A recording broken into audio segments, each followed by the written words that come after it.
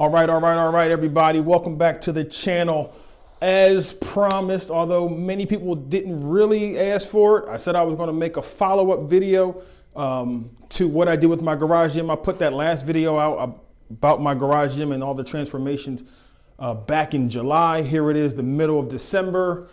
Right now when I'm recording this, so this will probably be out sometime around the new year, but this is what I decided to purchase instead of keeping the power rack and the lat pull down and all that other big bulky stuff that couldn't be moved so I could fit my car in the garage. And it is the Bridgebilt Phoenix rack. If I'm not mistaken, that's what it is.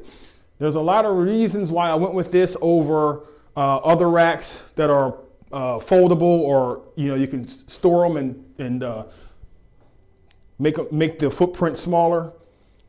The most popular is probably the ones that attach to the wall, and you just kind of fold it up against the wall, and it's like the whole width of the rack on the wall is like 3 inches or whatever. I decided not to go with that because this one is completely portable.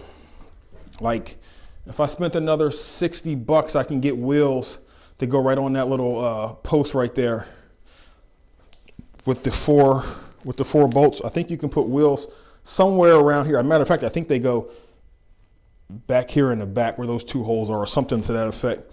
And then you can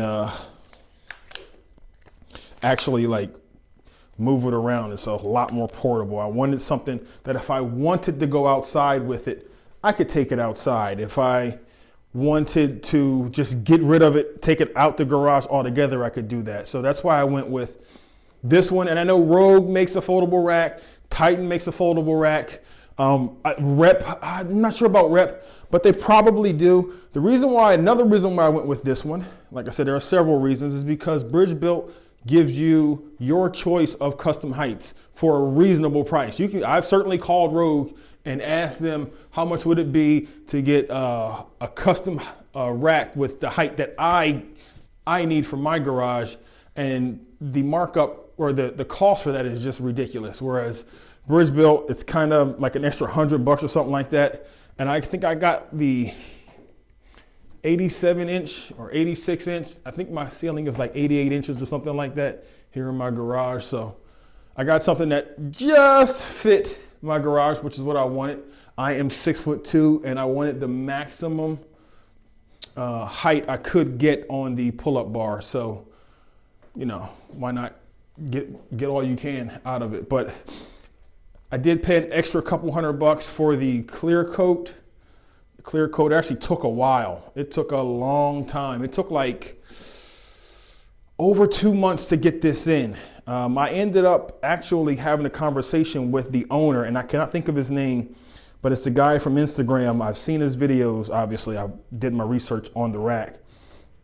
And I wasn't rushing them or anything. I was just like, hey, just got a question, like, do you have any idea on when this order would come in? And he messaged me right back, gave me all the information. He told me that the rack was ready. It was just waiting to be clear coated. Everything was done as far as the rack being built. It was just at the clear coater, and everything being American made, it's a lot slower process. And I appreciated him getting back to me with that information. I wasn't rushing or anything. But I've used this rack several times since I got it. Not a whole lot. I've been actually training for a marathon, which I have coming up in like 3 days down in Florida. So not a whole lot of weight training.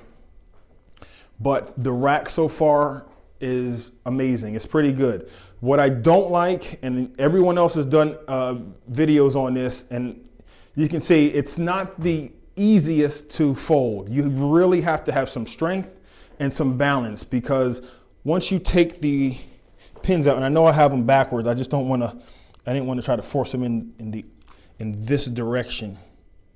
It's just too difficult with that little bit of space I have there. So, but once you take those pins out, there's nothing supporting these uprights. And if you just bump it, they're going to fall either way, in either direction, because right there, that pin on the outside allows them to just kind of rotate on its axis, side to side.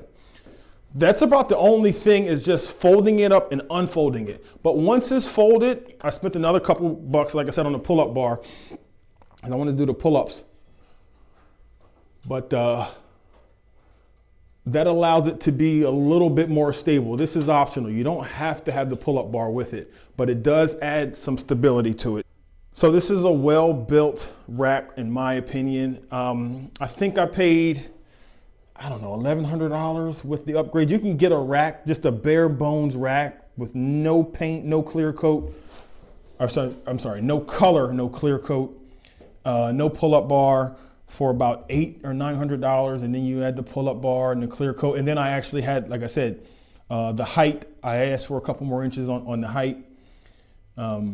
Paid for that, so it jumped up from maybe $900 to about $1,100 or $1,200. So this is the rest of the gym. Like I said, I got rid of everything. The Corvette's outside right now with my Raptor. So that's all. Thank you for watching.